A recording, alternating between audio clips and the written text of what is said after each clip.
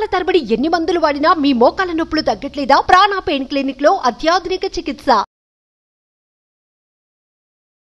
అమ్మా, పెళ్లి చేసుకునేదే నిండు నూరేళ్ళు చల్లగా ఉండాలి, కలిసి ఉండాలి, పిల్ల పాపలతో చల్లగా ఉండాలి అని పెద్దవాళ్ళందరూ ఆశీర్వదిస్తూ ఉంటారు. అవునండి. కానీ ఇప్పుడున్న జనరేషన్లో విడిపోవడాలు ఎక్కువైపోయినాయి, విడాకుల సంఖ్య ఎక్కువగా ఉందన్నమాట.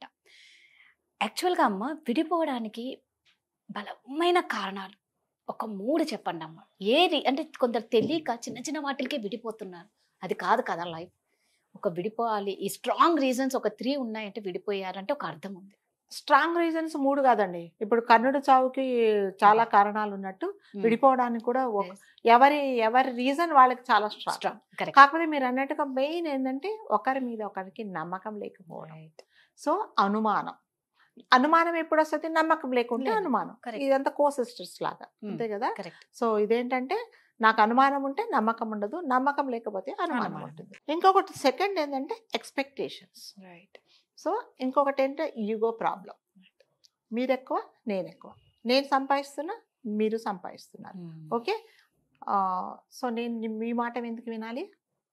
సో అలాంటివి కూడా ఉంటాయి అన్నమాట. సో ఇదేంటి, నమ్మకం లేకపోవడం ఎప్పుడు వస్తుందంటే ఇద్దరు, అతను చెప్పింది ఈమె నమ్మదు, ఈమె చెప్పింది ఆయన నమ్మడు. ఎందుకని? సో నమ్మకం లేదు అక్కడ, అనుమానం ఉంది. మీరు చెప్పింది నేను నమ్మను. సో నాకు నమ్మకం ఉంది అనుకోండి, మీరు చెప్పింది ఏదైనా కూడా నమ్ముతారు. సో ఇప్పుడు సపోజ్ ఒక వైఫ్ అండ్ హస్బెండ్ అండి, వాళ్ళు ఇద్దరు సాఫ్ట్వేర్ ఇంజనీర్స్. సో ఎప్పుడు చాలా బిజీగా ఉంటారు. మీకు తెలిసే సాఫ్ట్వేర్ ఇంజనీర్స్ అంటే వాళ్ళకి ఈ క్లయింట్స్ మీటింగు, కరెక్ట్, దాని తర్వాత ఒక టైము, ఒక ఇది అంటూ ఏమి ఉండదు. ఎప్పుడు అక్కడ మీటింగ్ కండక్ట్ చేస్తే వాళ్ళు పార్టిసిపేట్ అవ్వాల్సి వస్తుంది, మీటింగ్లో ఉండాల్సి వస్తుంది, జూమ్ మీటింగ్స్ ఉంటాయి, అన్నీ ఉంటాయి, చాలా టైం. సో దాని తర్వాత వాళ్ళు ఒక ఫైనల్ డెసిషన్ అప్పుడే తీసుకోవాల్సి వస్తుంది. సో అప్పుడు ఏం చేస్తాడు ఆయన హస్బెండ్, నాకు ఒక కాల్ వస్తుంది, ఒక మీటింగ్ వస్తుందని పక్క రూమ్లోకి వెళ్తాడు. ఈవిడకి స్టార్ట్, అదేంటి నా ముందే మాట్లాడొచ్చు కదా, నా ముందు మాట్లాడకుండా లోపలికి వెళ్ళేంత పర్సనల్ నీకేముంటుంది అని ఈవిడికి స్టార్ట్. అప్పుడే అసలు అతను ఎందుకు వెళ్ళాడు లోపలికి? సో ఏదో ఆఫీస్ మ్యాటర్స్ డిస్కస్ చేసుకోవాల్సి వస్తుంది. తర్వాత ఒకవేళ ఏదన్నా హీట్ ఆఫ్ ద మూమెంట్లో ఒకరికొకరు కొంచెం గట్టిగా వాయిస్ రైజ్ చేసుకోవాల్సి వస్తుంది. తర్వాత ఇంకా వేరే వేరే కారణాలు ఉంటాయి. సో ఆ మీటింగ్లో నేను మాట్లాడేదంతా ఈవిడికి తెలియాల్సిన అవసరం ఏముందిలే, ఈమెను డిస్టర్బ్ చేయడం ఎందుకు అని కూడా అతను లోపలికి వెళ్ళిపోయి ఉండొచ్చు, లేకపోతే ప్రైవసీ ఉంటుంది, పిల్లలు బయట ఉండొచ్చు, డిస్టర్బెన్స్, ఇవన్నీ ఉంటాయి కారణాలు. సో ఆవిడకి ఇవన్నీ అర్థం కాదు. నా ముందు మాట్లాడకుండా ఆ రూమ్లోకి వెళ్ళి ఎందుకు మాట్లాడావు చెప్పు నాకు ఫస్ట్, ఎందుకు? అతను చెప్తాడు, లేదు అది కాదు, నువ్వు ఏదో అక్కడ వెళ్ళి లోపల ఏదో మాట్లాడావు, నీ ఫోన్ తీ చెక్ చేస్తా, ఇంతవరకు వస్తుందన్నమాట. ఇవన్నీ ఏంటి? నమ్మకం లేకపోవడం.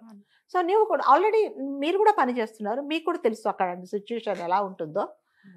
అక్కడి నుంచి స్టార్ట్. ఇంకేంటి, అక్కడి నుంచి మళ్ళీ ఎవరికి పోతుంది ఈ మెసేజ్? కరెక్ట్గా తల్లిగారి ఇంటికి పోతుంది. ఏంటమ్మా ఈ మధ్య అసలు ఫోన్లు వస్తే చాలు ఆయన రూమ్లోకి వెళ్ళిపోతున్నారు, బాత్రూంలోకి వెళ్ళి మాట్లాడుతున్నాడు, బాల్కనీలోకి వెళ్ళి మాట్లాడుతున్నాడు, నాకేం చెప్పట్లేదు, అసలు ఏం జరుగుతుందో తెలియట్లేదు.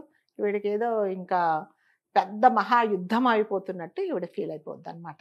పోనీ పేరెంట్స్ అన్న తల్లు కానీ, తల్లే మరి ముఖ్యంగా తండ్రికి లాస్ట్కి తెలుస్తుంది, సీన్ అంతా అయిపోయిన తర్వాత ఆయనకు తెలుస్తుంది. ఆయన 90% ఆయనకు తెలియదు. ఈవిడ ఉంటుంది, అదేంటి నువ్వు కనుక్కో మరి, ఎందుకు నిన్ను వదిలేసి ఎందుకు అంత మాట్లాడాల్సిన అవసరం లేదు అని ఆవిడంటుంది. కానీ పోన్లేమ్మా, ఏదో నువ్వు కూడా జాబ్ చేస్తున్నావు కదా, ఏదో మీటింగ్స్ ఉండొచ్చు, అందులో పెద్ద తప్పు పట్టాల్సింది ఏమీ లేదని ఆవిడ కూడా చెప్తావు. నెక్స్ట్ ఏంటి? నమ్మకం లేకపోవడం. మరి సేమ్ కోలింక్ ఇదంతా. నమ్మకం ఏంటి? నేను చెప్పిన మాట మీరు నమ్మరు, మీరు చెప్పింది నేను నమ్మను. కమ్యూనికేషన్ గ్యాప్ ఏంటంటే నేను ఏదో చెప్తే మీకు ఏదో అర్థమవుతుంది. సో ఎక్స్పెక్టేషన్స్, నేను ఏదో అనుకుంటా, ఇవాళ నేను ఎక్కడికో బయటకు వెళ్ళాలి మీతో పాటు అనుకుంటా, సడన్గా మీకు ఆఫీస్ నుంచి బయటకు వచ్చే టైంకు మీ బాస్ పిలిచి ఒక మీటింగ్ కండక్ట్ చేయి, మీరు ఉండాలి అని అంటారు. యాజ్ అ టీమ్ లీడర్ కానీ, యాజ్ అ లైక్ ఒక వేరే క్లయింట్తో మీటింగ్స్ కానీ మీరు ఉండాలంటారు. మరి ఉండాలా వద్దా? ఉండాలి కదా. ఉండాల్సినప్పుడు మరి ఈవిడికి అప్పుడు కోపం వచ్చేస్తుంది అనమాట. సో ఇదేంటంటే అండర్స్టాండింగ్ లేకపోవడం, అర్థం చేసుకోలేకపోవడం.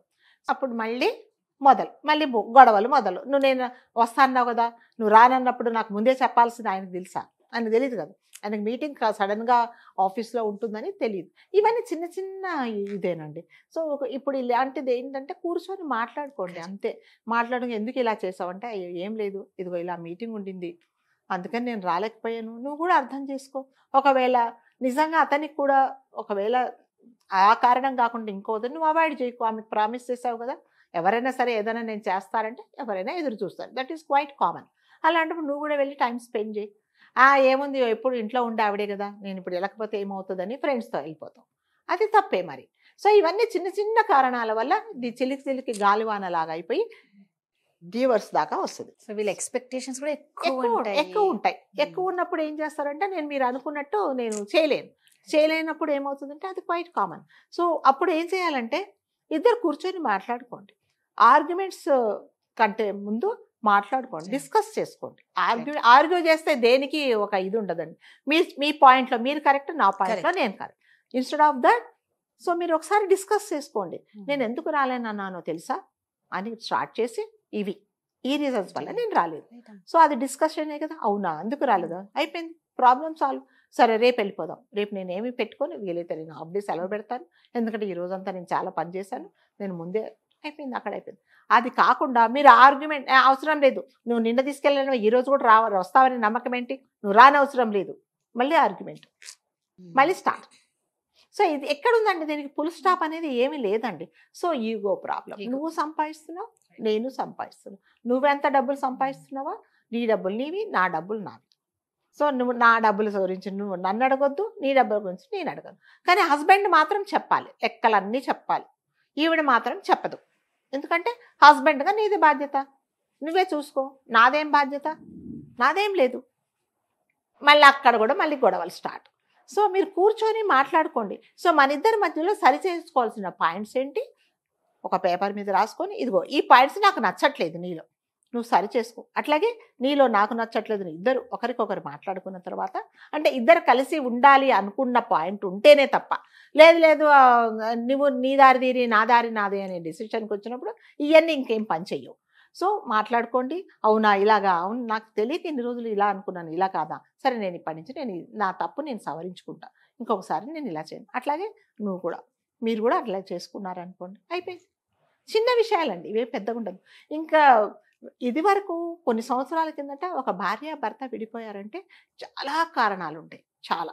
ఇంకా ఆ సమస్యను ఎవరు పరిష్కరించలేనప్పుడు మాత్రమే విడిపోయేవాళ్ళు. అందులో వాళ్ళు చాలా ఏమంటారు, చాలా పేషెన్స్ తో ఉండి లాస్ట్ గా డెసిషన్ తీసుకుంటారు. ఇప్పుడు ఏం లేదు, నేను రమ్మన్నప్పుడు మీరు రాలేదు, నాతో మాట్లాడలేదు, అందుకని అయిపోయింది, నేను ఉండను, నేను పుట్టింటికి వెళ్ళిపోతా, లేకపోతే ఇంక పుట్టింట్లో ఇప్పుడు లేవు, ఇప్పుడు ఏంటి నేను వెళ్ళి ఒక హోటల్లో ఉంటా, మా ఫ్రెండ్ ఇంట్లో ఉంటా, ఇంకా మళ్ళీ విడాకులే, ఇంకా మళ్ళీ మనం కోర్టులో కలుసుకుందామంటది ఆమె. సినిమాలు చూస్తాం కదా, రేపు కలుసుకుందామనంటే కోర్టులో కలుసుకుందామంట. సో దాని తర్వాత మళ్ళీ మనం ఎలా లైఫ్ లీడ్ చేయాలి, అలా అని నేను బాధ పెట్టే భర్తతో కాపురం చేయమని నేను చెప్పటం లేదండి. సో మీరు కూడా కాస్త ఓర్పుగా ఉండండి, ఓర్పుగా ఉండి డిస్కస్ చేసుకొని, ఇంకా ఇది వల్ల కాదు, ఇతనితో నేను వేగలేను, నేను ఇతనితో నేను ట్రావెల్ చేయలేను అనుకున్నప్పుడు యూ టేక్ ఎ డెసిషన్. దానికి నేను బలవంతంగా ఎవరితో కాపురాలు చేయించలేరండి. కానీ చిన్న చిన్న విషయాలకు విడిపోయి మన వల్ల పిల్లలు బాధపడిపోయి రేపు పొద్దున సింగిల్ పేరెంట్ అయిపోయి దాని మూలాన ఎన్నో కష్టాలు పడే బదులు కొంచెం ఓర్పుతో ఉంటే సంసారాలు బాగానే ఉంటాయండి. అలా ఎవరు ఉండట్లేదండి ఇప్పుడు. ప్రతి దానికి చిన్న చిన్న విషయాలుగా పోట్లాట, చిన్న విషయానికి పోలీస్ స్టేషన్లకు వెళ్ళి పెద్ద పెద్ద గొడవలు చేసేసి 10 మందికి చెప్పి అన్ని గొడవలు చేసే బదులు నువ్వు అతనితోనే మాట్లాడుకో. ఇద్దరు మాట్లాడుకుంటే ఏ పరిష్కారం కాదంటూ ఏం ఉండదండి. కానీ అది ఇవ్వట్లేదండి, ఆ టైం అనేది ఎవరు ఇవ్వట్లేదు. నువ్వు నాకు టైం ఇవ్వట్లేదు అని అంటే ఆయన కూడా అలసిపోతున్నారు కదా, నీకులాగే అతను కూడా పని చేస్తున్నారు. నీ డబ్బులు ఏంటి, నా డబ్బులు ఏంటి, నీ ఇన్స్టాల్మెంట్స్ ఏంటి, ఎందుకంటే ఇద్దరు ఈక్వల్గా సంపాదిస్తున్నారు. సో ఇదేంటంటే కొంచెం ఆలోచించుకొని ఓర్పుగా ఉండి పిల్లల భవిష్యత్తు చూసుకుంటే చాలా మంచిదండి. నాకు తెలిసిన ఒక ఫ్యామిలీ ఫ్రెండ్ అండి, వాళ్ళ పెళ్ళయి దాదాపు 30 years అయి ఉంటుంది. పెద్ద పిల్లలు ఉన్నారు, వాళ్ళకి బీటెక్ చదివే పిల్లలు ఉన్నారు. ఆవిడ ఎలాగంటే అతనికి నరకం అంటే ఏంటో చూపిస్తుంది అనమాట. కూర్చుంటే తప్పు, లేస్తే తప్పు, ఆఫీస్కి వెళ్తే తప్పు, ఆఫీస్కి వెళ్ళకపోతే తప్పు. ఇంకా తను అసలు ఎంత విసిగిపోయాడనమాట. విసిగిపోతే ప్రతిదానికి తప్పే. ఏంటి నేను మాట్లాడుతుంటే ఆ రూమ్లోకి వెళ్ళిపోతావేంటి, సరే అతను ఎందుకు వెళ్తాడు, ఎందుకు వచ్చిన గొడవ, కాసేపు నేను లోపలికి వెళ్ళిపోతే ఈ ఈ గొడవ సర్దుముణుగుతుంది అనుకుంటే మళ్ళీ ఆ లోపలికి వెళ్ళి మళ్ళీ ఆయనను గోకుతుంది అనమాట. నీకు కనబడట్లేదా, ఇలా ఈ రకంగా సతాయించి ఆయనను లాస్ట్కి ఆయన ఏదో పాపం హెల్త్ బాగలేక హెల్త్ ఇష్యూస్ వచ్చేసి చనిపోయాడండి. చనిపోయిన రోజున రాధగారు మీరు నమ్మరు, ఆవిడ ఏడ్చిన ఏడుపుకు అసలు ఆవిడ పోద్దాం అనుకున్నాం, అంతా ఏడ్చింది. ఎందుకు, ఉన్నన్ని రోజులు అతన్ని ఏం చూసావు నువ్వు, ఉన్నన్ని రోజులు చూడకుండా అతను చనిపోయిన రోజు నువ్వు ఏడిస్తే ఏం లాభం లేదండి. ఉన్నన్ని రోజులు అతనికి ఒక నరకం చూపించావు. మరి ఇవాళ అతను లేకపోతే అదే అప్పుడు ఒక రోజు నాతో అనింది అనమాట, మేడం నేను అతన్ని చాలా సతాయించాను మేడం, చాలా ఓర్చుకున్నాడు, ఇప్పుడు వెళ్ళిపోయిన తర్వాత నాకు చాలా అతను లేని లోటు తెలుస్తుంది అంటే. తెలుస్తుంది మరి. సో ఇది జరగకూడదనే కదా మీకు చాలా మంది కాంప్రమైజ్ అవ్వమంటే అవ్వలేదు. ఆమె ఏం రీజన్ లేదండి, అట్లానే అతనికి బ్యాడ్ హ్యాబిట్స్ లేదు, వేరే ఇల్లీగల్ కాంటాక్ట్స్ లేవు, ఈజ్ వెరీ సిన్సియర్ అనమాట, చాలా మంచి అతను. అనవసరంగా ఈ టెన్షన్ భరించలేక పోయాడు ఆయన. ఇప్పుడు ఏడిస్తే ఎలా వస్తుందండి. సో మన చేతిలో ఉండేది ఏంటంటే మనం విసిరేసుకున్న తర్వాత అది పోయింది అంటే అది మన చేతిలో ఉండే పనే. సో మనం కూడా కాస్త ఓర్పుగా ఓపికగా ఇది ఏమన్నా పరిష్కారం అయ్యేదా అని ఆలోచించి, ఇంకా లేదు ఇది ఇంకా దీనికి విడాకులే దీనికి సొల్యూషన్ అన్నప్పుడు మాత్రం తీసుకోండి. అతను కొట్టినా తిట్టినా లేకపోతే మిమ్మల్ని చేసినా భరించొద్దు, మిమ్మల్ని అనుమానించినా భరించొద్దు. ఒకటేంటంటే మన వైపు నుంచి మనం పర్ఫెక్ట్గా ఉన్నాం అనేది మాత్రమే ఇంపార్టెంట్.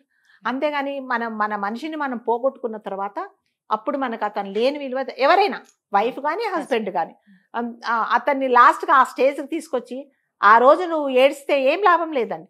అందరు అన్నారు, ఏమంటారు, అయ్యో పాపం అనలేదు, బతికిన్న రోజులు కాల్చుకు తినింది అతన్ని, ఇప్పుడు పోయిన తర్వాత ఏడుస్తుంది అంటారు. ఏమొచ్చింది నీకు, నేను ఎలా బతకాలి పిల్లలు అంటే, మరి అవన్నీ నువ్వు ముందు ఆలోచించుకోవాలి. పోనీ అతను చెడ్డవాడా కాదు, అతను ఏమంటే నా మీద అనుమానం, ఆమె మీద ఆయన మీద ఆమెకు అనుమానం, నేను ఏం చేసి నిరూపించాలని పోయాడు పైకి.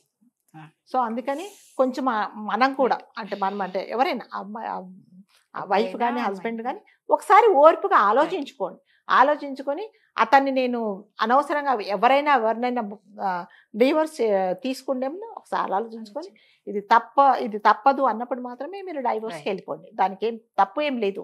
ఎవరు ఇష్టం లేని కాపురాలు చేయరు, ఎవరి దగ్గర కూడా ఇష్టం లేనప్పుడు ఉండడం కూడా చాలా తప్పని. నువ్వు నాకు అవసరం లేదు నువ్వు వెళ్ళిపో అన్నప్పుడు వెళ్ళిపోవడమే మంచిది. ఇప్పుడు నువ్వు నాకు ఎంత అవసరం లేదో నాకు కూడా నువ్వు అవసరం లేదు, అంతే కదా, ఎందుకుంటా నేను నీ దగ్గర. సో ఆ స్టేజ్కి వచ్చినప్పుడు వెళ్ళిపోవడం మంచిది. చీటికి మాటికి నేను మజ్జిగ చేసా, ఒక ఆవిడ నేను ఎప్పుడో చదివాను, ఒక ఆవిడ మజ్జిగ చేసిందంటే ఆయన ఇంటికి వచ్చాడు, నాకు మజ్జిగ వద్దు అంటే ఆమె చచ్చిపోయింది ఊరేసుకోదు. నేను చేస్తే నీకు మజ్జిగ నచ్చలేదా అని. ఇంకా మైండ్లో ఎక్కడ పోతున్నాయో తెలియట్లేదండి జనాలకి. అందుకని కొంచెం ఆలోచించుకోవాలండి, విడాకులు తీసుకుంటే ఒకసారి ఆలోచించుకోవాలి. ఇంకా భరించలేంది అన్నప్పుడు తీసుకోవచ్చు. అన్నట్టు ఏంటంటే చాలా పేషెన్స్ కావాలి, 1కి 10 సార్లు ఆలోచించుకొని డిసైడ్ అవ్వాలి. ఒకసారి డిసైడ్ అయిన తర్వాత మళ్ళీ నేను ఎందుకు ఈ తప్పు చేశాను అనేది నాది కరెక్ట్ డెసిషన్ అనుకునే మాట మీద కూడా మనం ఉండాలి. సో అలా ఉండాలి అంటే ఏం చేయాలి అంటే ఇవన్నీ ముందు కాన్సిక్వెన్సెస్ అన్ని మనం అర్థం చేసుకోవాలి. అంతగాని నేను వెళ్ళిపోతా, నువ్వు లేకపోతే నేను ఉంటాను అంటే ఉంటావు, కానీ దాని తర్వాత ఫేస్ అయ్యేవి కూడా చాలా ఉంటాయి. వాటన్నిటికీ నువ్వు రెడీ అంటే ఎస్ గో ఫర్ లైక్ విడాకులు ఓన్లీ, దానికి ఎవరు ఏమన్నారు. Thank you. సుమన్ టీవీలో మీ పర్సనల్ అండ్ బిజినెస్ ప్రమోషన్స్ కోసం కింది నెంబర్కి కాంటాక్ట్ చేయండి.